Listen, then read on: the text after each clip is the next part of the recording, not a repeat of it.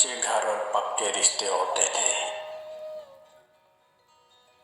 کچے گھر اور پکے رشتے ہوتے تھے،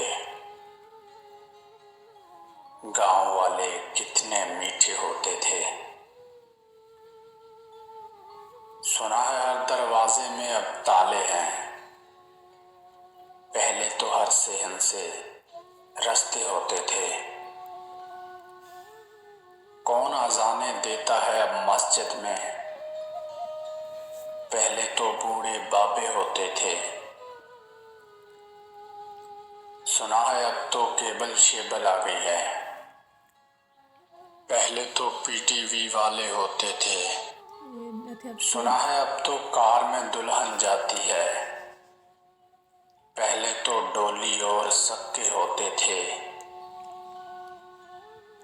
سنا ہے اب تو آدھا گاؤں باہر ہے، پہلے تو کھیتوں میں پیسے ہوتے تھے۔